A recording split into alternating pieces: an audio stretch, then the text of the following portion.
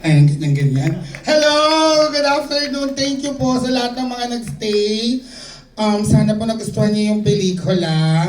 Feeling ko lahat na nagstay ito yung mga nawawala pang mga anak ni Boy Cana. So, ayan, magto-talk back po tayo ngayon. At kasama ko po ang ilan po sa mga bumuo ng munti naming pelikula. Tawagin ko na sila para matapos na tayo. Ay, sino ba ng mga umaalis na yan? Charot. Unahin ko na po kung ako po ang puso ng aming pelikula, ito naman po ang utak ng aming pelikula. Si Direct Team Ron Villanueva. Ayan. At syempre, kasama po ni Direct Team na sumulat ng kwento ng Child Number 82, ang Best in Filipiniana, Miss Herlene Alegre, our writer. Pasabog ka, hindi ka tuloy nakapagsuot ng t-shirt natin. At ang aming pong, ito naman po ang bulsa ng pelikula. Ang aming pong producer, ang aming executive producer, John Del Tirita Kata. Hello siya. Ayan. Okay lang po kayo, huwag kayong pumalakpak ha. Baka po napagod kayo dun sa pelikula, napakadaming pinagdaanan ni Max. Ay, sino pa mga nandito? Ay, si ano pala? Si Direk, Diyos ko po. Isa pa po sa aming mga producer at sumulat din po ng bumuo ng kwento ng Child Number 82. Diyos ko naman, Kamoy Kan. Direk Arvin Bellarmino. Naman si Direk. Ayan, so ang dami po nakasulat na a-attend sa talkback namin, pero ako lang pala yung cast. Prank ba to? Akala ko magmamoderate lang ako. Okay, ayan. So binigyan lang po kami ng mga masisipag nating kaibigan dito ng 25. Ba't kayo mo po? Bakit kayo nakaganyan? Alam mo, paparalig kayo. Yes, kung meron po kayo tong tanong tungkol po sa aming pelikula, ayan, pwede po kayong pwede tayo magsimula ngayon. Sige po. Sige, nagtataas ng kamay. Paano ba? Ako din po yung ano? Sorry, hindi ko alam yung mga ganito kasi first time ko. Ito. Ang hirap naman. Manood po tayo lagi ng suporta natin pelikulang Pilipino para po meron kaming pambayad sa moderator.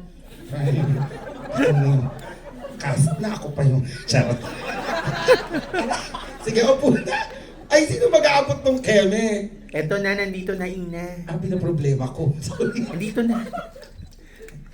Game. Ay, Ina, si Toshi to. Diyos ko naman, Toshi, pang-apat mo na ito. Nakapag-akalap ka, binabayan kita. Hindi. Hi, good afternoon to the team of Child Number 82. Congratulations. Wala pong eme. Napakaganda po nung movie ninyo.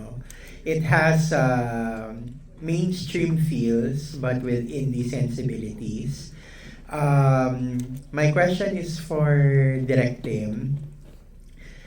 JM is very new. I'll go directly to it. JM is very new. Why did you choose him to play the lead? And why did you choose to play Ina? Why did you choose Ina to play Coca?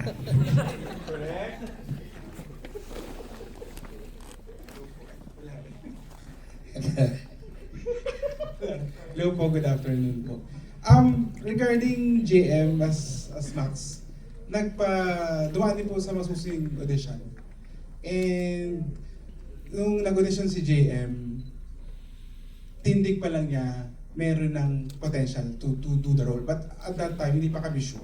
So in the series of audition, doon lumabas na siya si Max, siya si Child Number 82. Kasi pag nakita mo si JM, meron siyang angking charisma na parang si Boy Cana. Kasi Boy Cana is a big persona na dapat namanan niya. So si JM meron siyang ganung magic na nung nag-look test na kami, lumalabas, parang kang minamagnet sa kanya sa screen. So yun yung hinahanap. Isa yung sa pinaka-major requirement bilang Max, bilang Child Number 82. Something that na parang a big persona or of a superstar. Parang ganyan. And yung kay Ina naman, as Coca Royales, mahaba din yung, may kwento din ito, no? Mahaba din yung pinagdaanan. Pero isa sa mga requirement for Coca Royales is someone who is bigger than life. Ay, Someone in bigger than life at the same time, alam mong may bubog. Alam mong may dinadala. Alam mong may puso. And nakita ko kay Ina yun, yung puso. Kaya yung joke o niloloko na puso ng pelikula, akala nyo eme-eme, totoo yun. At meron si Ina noon. Yun. Kaya siya din yung nakastamp for akala nyo 4 minutes lang, no? Yun. Kaya din si Ina din yung napili namin. Napili ng buong team. Hindi lang ako. Ayun. thank you. Thank you po.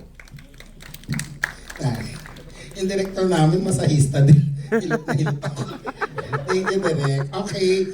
Toshi, nasagot ba namin yung mga tanong mo? Kasi kung hindi sa presinto ko na magpa-blatter. Okay, next question po tayo.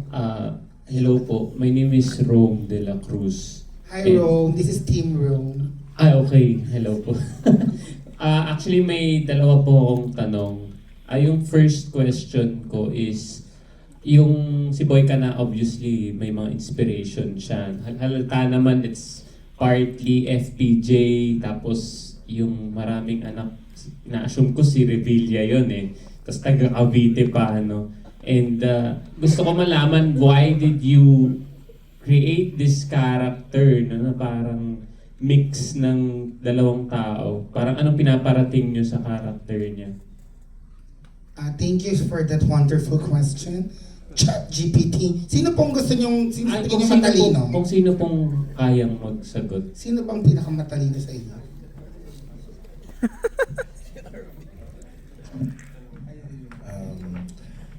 Paano ba, team? Well, ano siya eh. Direk, ayusin mo, naka-record ha? Ano record ba? Lagot kayo. Pwede ba nang nalite, joke ba? No. I think it's just a concept like coming out of nowhere na pinag-usapan namin nung birthday ni Tim Rohn. Yun talaga yun. And syempre, it's a collaborative effort naman when it comes to conceptualizing it. Kahit sa akin ang galing yung gist, it's the help of Ate Harleen din. And syempre, ilang araw din kami nagpuyat sa bahay ni na Tim Rohn. And mostly talaga yung situation talaga, we somehow parallel it din sa kung ano yung personal touch and vision ni Tim kasi siya yung magde-direct. So, pero bilang magbarkada rin kasi kami ni Tim Rohn, maganda lagi yung batuhan and yung naging collaborative session. Yun. Ayan. Siguro sa personal side, ikaw. Sige. Yung concept kasi derived from my personal experience to my father. Kaya yung kwento na kilala niya yung, nung gusto niya makilala yung tatay niya namatay, ganun din yung nangyari kasi sa akin. Nung 5 days after I graduated, namatay po yung tatay ko. And there are things na mga nalaman ko. So ganun din si Max. So, kung ang tanong po ay bakit superstar, pinag-aralan kasi namin, we did some research about mga illegitimate children, tsaka mga solo parents. At the same time, pinag-aralan namin yung machismo research din. So we studied na most of it ay these celebrities. So yung mga superstars na may magandang klaseng mga cases, situations. So may mga research studies din. And then I decided to create the Boy Ka Na as a symbol of machismo. Na parang merong impunity of funds. And then from there, we conceptualize it, and then a fantasy film, a fantasy superstar. So parang somehow we built a superhero character with this machismo persona. So dun namin na-derive yung Boy Ka Na. Ayun. Siguro to add, Yes. kasi fan kami ni Tim Rohn ng 80s. Fantasy action. Or the genre. Yung mga B-movie, sobrang ang lakas namin magkwentuhan ng ng ganong genre, ng Panday, and even yung mga Filipino B-movies, meron kaming ganong sensibilidad na nai-enjoy din namin kahit na ganito yung edad namin. So, anything to add, Ate Herlene? Yun. And then we also, yung mga character studies din, of course, the Panday, the Agimats, the Ending Episodes, even the Darna. Kasi gusto natin may konting nostalgia, but at the same time, this issue ay matagal nang nangyayari, hindi lang natin pinapansin during way back pa. Pero hanggang ngayon nangyayari siya. Parang it feels like it is okay or it is normal.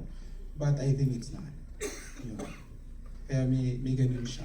Pinagmimiri namin yung nostalgia melancholia from the movies before and up to today. Yun. And even yung character ni Max, actually, we had case studies as well. Yung mga anak, illegitimate child, na gumagawa ng paraan para mapansin sila ng totoo nilang mga magulang. Yeah. Yun, merong mga nagpapa-interview sa TV, may mga, ayun, gumagawa ng ways para mapansin lang sila. So, we also had, cases. Nagbebenta kay Boss Toyo. Thank you po. Yung second question ko po is actually related. Hindi pa sila tapos. Ay, sorry. Hindi, joke lang. Tapos na.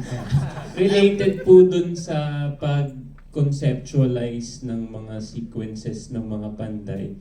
Kasi actually, napansin ko parang talaga, kinuha niya talaga yung inspiration, yung sa sword fighting, yung vibe ng yung vibe ng mga eksena visually, and yung aswang as well, yung mga aliens sa Panday 4 kasi may mga aliens. How did you come up with yung mga sequences na yun and yung challenges to replicate yung style? I think direct ikaw ang makakasagot niyan kasi nasa iyo na yung mic. Akin na to, sa'yo na to. Hindi ako makapag-moderate eh. Actually, mahirap siya i-replicate, lalo na din i-execute, lalo na sa fantasy film, na nanganghas kami mag-fantasy film sa Cinemalaya.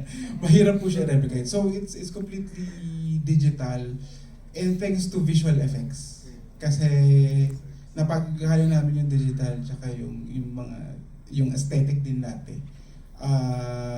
And then meron talaga din kami mga studies na pinagkunan para ma-achieve. And of course, yung first movie, Panday, Boy Ka Na, Hari ng Luciatis for Panday, ang naging inspiration and reference. And then the Aswang Killer ay Shake, Rattle, and Roll. Yun, na The Mandolin Rings Aswang. And then the Coca Royale scene is in Darna versus Planet Woman. Tsaka, ano ba yun? Ayun ba yun? Akala ko Encantadia. And then, of course, yung Boy Ka Na sa Mundo ng mga Duwende is Okay Ka Fairy Ko. So, talaga, medyo nag-go homage po talaga kami sa genre na ito na nawala na in Philippine cinema. Kasi mahirap talaga din siya gawin. So, yun yung naging biggest challenges namin. Sinasabi mo bang ibalik na ang Ending Kabisote? Why not? Why not? Ano? Ito na. Inaaway. Okay, nasagot naman po. Opo, thank you po. You're Last welcome comment po. lang. Initially, akala ko baduy itong film going into... Wait lang! Wait lang! Pero, seventh film ko na to and I was surprised at how, somewhat deep and maganda yung pagkagawa. So, congratulations. Thank you so much. Pa-post po yan sa Reddit ha. Sa Letterboxd. Okay, sino pa pong Nako, may 10 minuto na lang po bago kami patayan ng kuryente dito. So, sino pa pong gustong magtanong? Ay, kayo po. Good afternoon. Good afternoon. I'm Enzo, so tumakas lang sa work. Pero my Enzo, ito question yung boss is, we all know that Max is looking for for his dad, a manly figure. So how did you come up with finding the answers through the lenses of different women in Boy Ka Na's life? Yan kasi isa lang naman siya. Thank you. Gusto mo translate ko? Pagka? Please. Kaya na. Charot. Thank you for that wonderful question, Char. I think yung, kung mapapansin niyo, Boy Ka Na is like the central toxic masculine figure ng pelikula, no? So, ang ano namin ni Direk is to create strong female characters around Boy Ka Na to kind of like counter that and present counter narratives kung anong klaseng mga gender constructs or anong klaseng mga roles yung ginagampanan ng mga babae ngayon sa buhay ni Max at kung paano yung mga babae ngayon ay nag-contribute din sa kanya. For example, si Alicia, kung paano siya naging very strong, single mother, tumayo siyang nanay at tatay ni Max. And ganun din si Perla kung paano siya rin naging strong in a way pero sa kakaibang way din to contrast Boy Ka Na.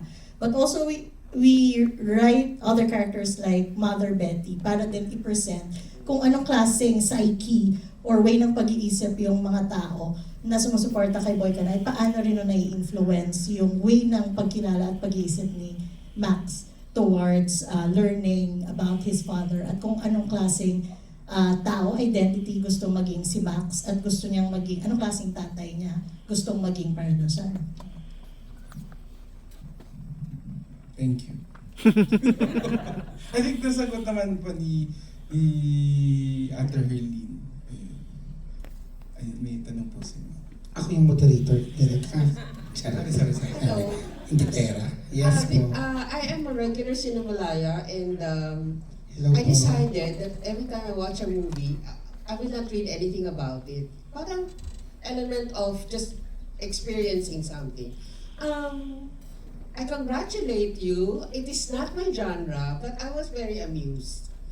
But at the same time, I congratulate you for parang I guess explaining your story on how and why you made a movie made it very sensible to me, and ang deep pala ng work behind such a film, no?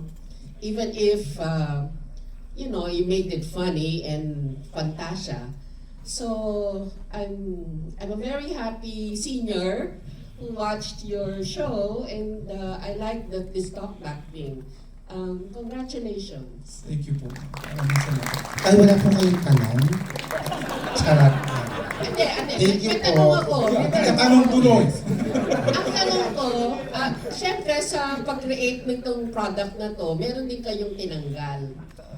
And maybe, sorry, you had to cut something out. I'm just curious, ano yung one or two things that you cut out? Ito, maganda yan. Actually, 2 weeks before the shoot, marami po kami tinanggal. And nagkaiyakan po kami. Marami po characters dapat po nalalabas. Like for example, child number 69. AKA Maximus Prime. Natanggal po siya. Meron din pong 3 sisters pa. Si Maxima, Maxine, and Maxel. Pero hindi din po sila umabot sa final round. Yun. Tsaka si Leonardo Estrella na gumanap bilang natong Olupihan, dapat lalabas pa po siya sa burol. Pero hindi na rin po sumama sa cut-off. So yun po yung marami pong mga natanggal na element. Then, actually si Coca muntik na. But we've decided dahil siya ang puso talaga, hindi tatayo yung pelikula na wala siya. Ako, Direk. So talagang nilaban namin, hindi, kailangan nandito si Coca Royales. Yun. And very special din sa akin yung character ni Coca. Kasi this is the first time that I wrote something about LGBT. Takot na takot po ako. Because I'm also part of LGBT. Record pala. Oh my God! Hard lunch mo ngayon? And nung sinabi sa akin ni Ate Helena, team, sorry, hindi ko kaya siya isulat. Yung buong eksena po yun, ako po nagsulat po lahat. And parang feeling ko, nabigay ko naman yung kwento ni Coca ng very well. And iyak ko.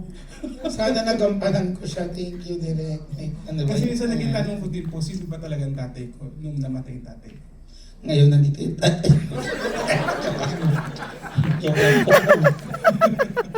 Ayun po. In spirit. So yung mga nawala pong character, abangan po natin kung lalabas po sila sa ano. Yes. Hopefully. Tsaka si gay ka na. Ako. Amen. Sorry po, sabi po ni Kuya kanina, tama na daw kayo kasi wala na po kaming time. Ayan, ano na daw, wrap UP.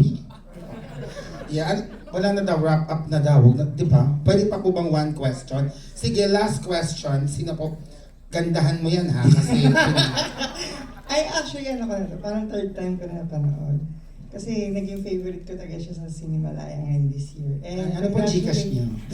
Ay, zero na. Yeah, congratulations, Direct Team, and all Thank the you so cast, much. Tina. And my name is Vito po pala, Vitox po yung publication ko. So, my first question po is, ano po yung naging decision nyo? Bakit parang yung naging vibe ng movie, buong movie is mainstreamish po siya na like yung musical scoring and yung ratio ng movie, gano'n. Okay po. And also, the last question ko po is,